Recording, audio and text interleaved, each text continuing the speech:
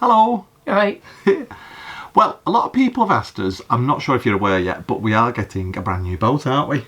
We are? Yes. And we're very excited about it. And this is the year that we've been really looking forward to. A springtime, hopefully the boat should be ready in April. Well, that's what we're led to believe. Yes. Although, from past experience, that may not be the case. But we'll see. We're quietly confident, aren't we? Well, if you're new to the channel, my name's Paul. I'm Anthony. And Dexter is snoring behind us by the fire, bless him. We live on a 57-foot Bickerstaff narrowboat that we've had for just over 2 years. And why are we getting a new boat, Anthony? Well, I mean, you might think, essentially, we already have a new boat. Yeah. And that's true. And we absolutely love our current boats. However, after being on the boat for 2 years, and I don't think you would know until you lived on a boat, there are things that we would change as liveaboards. We won't go into the list of that. I think we might have mentioned it before. I'm laughing, sorry, because Dexter's snoring really loud now. Dexter, do you mind? Sorry. So we have mentioned some of the stuff before that we would have changed. Yeah. And we'll probably go through that as well as we show you the boat build. Yeah, so if you don't know, we're getting an Oakums Narrowboat. Liam and the team in Derbyshire, they're a firm that's been going for a few years now, but they're fairly new, aren't they? And we first met them at Crick 2 years ago, but it's 2021. And how did we feel when we walked around that boat? We loved it, didn't we? We did, and I think, so we found out that Liam watched the channel. And he liked the ethos of the channel, which was to do with nature and like showcasing the canals, basically, which is what we'd like to think we do. Yeah. We try and show the good and the bad. It's not all roses and castles is it on the canals, but we absolutely love it. It's the best decision we've ever made. Yeah, and we thought he was joking when he said, "Are you going to change your boat for one of these?" Because we'd only had it for 6 months. But after looking round, we were sort of, oh yeah, that'd be nice. No, we'd had it for 6 months. Yeah, nearly a year. Yeah, so we were tempted, but obviously because it was stunning. But you know, like I said, we loved our boat, and at that point we didn't, know what we would have changed or that we wanted to change anything. And it wasn't until the following year when we went to Crick, and we had a discussion with Liam again. And what we liked about the second year is that he just didn't sort of build a template, did he? He didn't sit on his laurels, and he sort of came up with innovative ways of designing the boat. And so there was a lot of new features to the boat in the second year. Yeah, and because of the industry that Liam and Lyra worked in before, they're into interior design, and the inside of the boats are stunning. And I mean, we love this boat, like we said before, and I think we've become very attached to it because of the things we've done on it have just been amazing. And it is our first boat, and I know we'll be very emotional when we hand over the keys from this boat. And it's not to take anything away from Bickerstaff as a brand. We, Kev and the team at the time, we absolutely loved Kev and the team there, and we loved what they did. And we still love the boat, but like I said, for us, it isn't the ideal liveaboard for what we want it to be. Yeah, I mean, I could quite happily carry on living on this boat, but I think that was the thing, wasn't it? So when we went to Crick last year, we thought, there's a few things that we'd like to change. We'd maybe like more freezer space, we'd maybe like a bigger bedroom, we'd like more natural light because I do art and it's quite dark on a boat because we've got the tinted windows. Yeah. And Oakums Narrowboats, what we loved about it at the show, the look of it, the feel of it, the boot room, the skylight, it's a bigger bedroom. The bed extends to a full-size, king-size bed, doesn't it? Yeah, so the bed was a big issue for me. I had problems sleeping anyway. Yeah, sorry, go And on. it just had a light and airy feel, didn't it? Yeah. It's all solid oak, and it was very light, very modern. Yeah, and I just, like I said, the second year, they just improved on a design. One of the unique selling points you've mentioned was the boot room. And that is actually one thing we absolutely loved. It was a great space to take off your wet clothes and put, hang them up. There's a radiator there to dry. Put your muddy boots there, so you're not bringing that into the boat with you. And can I just say, so after Crick, where Liam and the team at Oakums, they won Favourite Boating Show for the first time they'd been at the show and the first time they'd entered, and then last year they did as well. And then Liam came up to us, didn't he? And we kept in touch in between that, just via social media, really, and the odd text message. And he said, is it time for an upgrade? Joking. And, we said he was being a bit cheeky. But then we went to look at the new boat and thought, actually, we love it. And then Liam got talking to us. And over the space of a few days, I wouldn't say he won us around, but he was very keen to work with us. And we loved what they did and what the company stood for and the quality of the build and the feel for the boat. And like I said before, he looks at things and is always striving to improve. So one thing we hadn't even considered, and it was just mentioned because he's very enthusiastic, isn't he, Liam? And he was chatting. He said, we could even consider electric propulsion. Yeah. And we'd actually thought that if ever we had the opportunity to get a new boat, that might be something we would consider. And so we sort of read our mind. We've been discussing it. Yeah. And then he texted us and we're like, oh my God, this is really spooky. And so I think we've already mentioned that's the route we're going down. So it's a serial hybrid. Mm-hmm. So we'll have a electric propulsion with a backup diesel generator to charge the batteries when the solar isn't doing that job. So like in winter, or if we're cooking and we're using excessive amounts of energy, then the diesel generator will kick in. A bit like then running your engine, I guess. Yeah, we spoke to Professor Pat Pending on their boat, and is it Helen and Russell? Helen Russell on Professor Pat Pending. Yeah. And they've got a very similar design to what Liam was proposing. And they love it, don't they? Yeah. They've had no problems. Well, and he's quite meticulous in collecting the data. So he said during summer, the height of summer, he got free propulsion because the solar completely matched their power use. Yeah. Which is just amazing. So, although we're still going to have to rely on diesel to a certain point, it won't be as costly as running a diesel engine. Yeah. This is what we're led to believe, and, data will show in the future. We'll share that with you guys. And we really do care about the environment, and if we can do our bit, all the better. And, also when we're filming and going along, it's going to be so much quieter when we're talking to camera, and we hope to capture some of the nature and wildlife and all the things that attracted us to living on a narrowboat. Yeah. So we're very excited. But then when Liam, we still thought Liam was joking, but then when he made us a serious offer that was too good to refuse, and we were so excited to work with him, we've hardly slept since then, have we? Because no, but we've had great communication with the team, haven't we, as well? Like Liam texts us. That's what I was just going to say. It was like almost every day, and then at least a couple of times a week. Yeah, chatting about what we would like, what we love about the Oakums boat, what we love about this boat, and what we don't like. Yeah. And sending videos and concept drawings all the time. And we've had conversations about electric propulsion and what would be our ideal boat, basically. Yeah. And it's not, from the outside, it's not that much different than this. It's 60 feet long, where our current boat is 57. Ideally, 58 feet, I think, would be perfect for us, but that's the size of boat. Well, that's what we call a go-anywhere boat, isn't it? 57 to 58. But actually, the canals that are going to be restricted, we've already done them. Yeah. The Huddersfield Narrowboats. And you can do it in a 60-foot boat, because Narrowboat Chef did it in that size boat. Yeah. So, yeah, it's been a great process leading to the boat build, and we're very excited to say that the shell is finished. Yeah. And it's going to be moved up to Derbyshire, we believe on the 13th of Feb is the date we've been given. Yeah. So we're hoping to then be able to film the actual build. We can't wait to share that. So we will show a shell build, because we've Well, yeah, I was going to say, backtracking slightly from that, we've been down to Coalcraft Engineering, who are building the shell and have finished the shell, and we've been down twice, haven't we? And the boat was probably half done when we first went down, and about 11 days later it was nearly done. Yeah. And we got to chat to Gary, who runs, and it's their family he owns it, business, doesn't he? yeah. And he was so nice to chat to, and obviously very knowledgeable, and so we're looking forward to showing that as well, aren't we? Yeah. Yeah. There's been, if anybody saw the boat last year at Crick, the Oakums boats, there's been some redesigns of that as well, hasn't there? So, like I said before, he's always looking to improve. So, we're very excited about the redesigns that he's done. Yeah.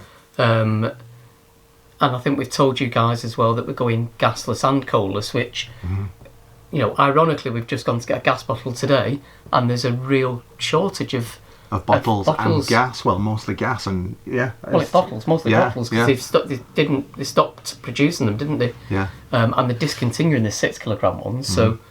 And it's sort of, you know, like one night we were moored up and I didn't realise how low we were on coal, and you know, we couldn't get any because the marina was shut, and it's things like that. So, you know, as long as we keep the boat stocked with fuel, we can have heating, because we're going for a reflex diesel heater as well, aren't we? So, yeah, all the things that we said before, because you suffer with asthma and the dust that you can see when you get the beams of sunlight shining through the boat. You sound like Tiny Tim. Yeah. When you get the beams of light shining through the boat, you can see all the dust particles. So our friends as well, Julie and Martin, they've just changed from was it a squirrel they had, a Morso squirrel fire? It was certainly a solid fuel, multi-fuel stove, wasn't it? Yeah, and they've changed over to diesel reflex and they absolutely love it. Yeah. And then some of you may know David Bramley, Narrowboat Snow Goose. He's had diesel reflex for years and he says he just loves it and swears by it. So we're really looking forward to having an induction hob, a bigger oven, more fridge and freezer space, possibly a dishwasher, 2 big skylights. I don't want to give too much away, but I think we're hoping to be blown away by the design of the new boat. Yeah. The pictures and videos that Liam sent us, even the steps are different, and we just can't believe with what they've come up with, the solution they've come up with, because we said Dexter struggles as he gets older to get up and down the steps because they were quite narrow, weren't they? Yeah. The tread. So that was a bit of a headache for him, wasn't it? Yeah, He was completely took that on board and did a complete redesign. Yeah. And he's even designed a sofa for us, hasn't he? That converts into a sofa bed, and it's an L-shaped sofa, so we just can't believe that. Which means that when we have friends on, we're watching a film, we don't have to sit here and be like turning towards the TV. Yeah. We can hopefully all get on the sofa. I'm hoping we go TV free, to be honest. Auntie likes to relax with the TV. I'd much rather have a book. It means I'd have to talk to you. So, yeah, we're really excited, aren't we? And I think we're apprehensive at first. We were unsure if we were doing the right thing, and then it turned to excitement, and we keep pinching ourselves because we really don't think this is happening. It's just mad, isn't it? It is mad. We still get really nice compliments about this boat, and it is absolutely beautiful. And you know, we wouldn't, if this had never happened. We may have made the changes ourselves, because some of the other Bickerstaff owners have done some upgrades to their boats, which is probably what we'd have done. Yeah, changes in the kitchen with the fridge and the freezer. Yeah, so these little things, I think the big skylights are going to be amazing. Yeah, all that natural light. Yeah, so we can't wait to share the boat build with you. We wanted to put this video out there because a lot of people have been saying, "Oh, you've got a new boat, why are you changing?"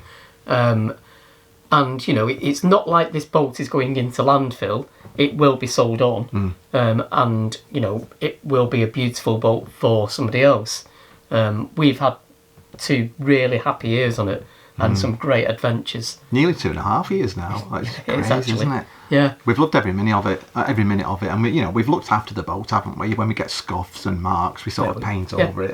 And you will get scuffs and marks, can't we? Because everyone can go, that paint job. And you just cannot be that precious, because, you know, you will get scuffs. Even just going into locks, you can get scuffs. As long as you keep on top of that work, you're looking after your boats, then it'll be fine. And I've been quite surprised, because the finish of the Bickerstaff boat is just stunning. And it's, you know, it's really, what is it? Is it a metallic paint? It is metallic, yeah. And I really thought, you know, the number of times we've gone and scraped through bushes and trees and stuff stuck out of the canal, and it's not done any damage at all, and just been amazed, haven't we? Yeah. I mean, that was innovative at the time, wasn't it? There was no, as far as I'm aware, no other boat builder that spray painted their boats. And, you know, they had it nailed, didn't they, the paintwork. Yeah, so we are going to be really sad when we leave this boat. Like I said, we've had such brilliant adventures on it. Yeah. But I'm sure the new owners will have equally some amazing adventures. And we're hoping for new adventures on the new boat, aren't we? Yeah, definitely will do. Yeah. And we're hoping it's sort of, and it's like, you know, people people have said, what's wrong with the boat? We discussed all this but it's like when you live in a house for 2.5 years, you might love it, but then, you want to move on. Yeah, you'll start to put your own stamp on it. So that was the option, wasn't it? It's not as easy with a boat, is it, as a house? No. You can't rip out kitchens and bathrooms. You can't live in another room, can you? Because it's just, it's a big living space. So it's not, we'd have to live through the work being done while it was being done. So we've got friends who are having their boat repainted, aren't they? Yeah. So it's coming out of the water. They're fortunate because they've got a big motorhome, so they can stay in that. But if you couldn't, then you're gonna have to find somewhere else to live while that work's being done. And it's not something we have the luxury of doing. So we would have had to have lived through the work that we wanted to get done to the boat to make it the liveaboard we wanted. Somebody might come in and it might suit them completely. Like, we know people who haven't done anything to their big staff boats, and it just suits them fine. So everybody's individual to what they want. Talking of motorhomes, a lot of people think, why is it such a long process building a boat? It's not like a showroom for motorhomes and caravans where you can just go in and look around and they're all built and you choose one that you like. Yeah. Because the expense, you're talking upwards of £100,000 for a new boat easily. I'd say. And the rest is near 200,000 now, I think. Yeah. The demand is out there, but boat builders, for a start, the size of the boats, if you've got a massive warehouse, you can maybe get 2, 3, 4 narrowboats in there, can't you? Yeah. Being built at that time. So usually what most boat builders do, the process is they get the shells built, they bring the shells into the yard and they do all the fit out, the interior, and then fit all the windows. But even the cost of shells, you wouldn't order a shell unless you had a definite order. No. Because, 30,000 if not plus? Yeah, easily. For a shell now, price of steel's gone up. Well, it's about a third of the cost of the boat is probably down to the shell, isn't it? But, so it's, people are always gobsmacked. Certainly people, probably not from the UK, because I think they're more understand the process, but a lot of overseas buyers are like, well, if you've got a boat, I can see. And they're quite shocked when they're like, well, no. Yeah. If you want one, we can build it for you, and this is how long it will take. Actually, that was another thing as well. So we've been. There's various stages when this boat was being built, wasn't it? Of other people's boats, so we got to see the process that way.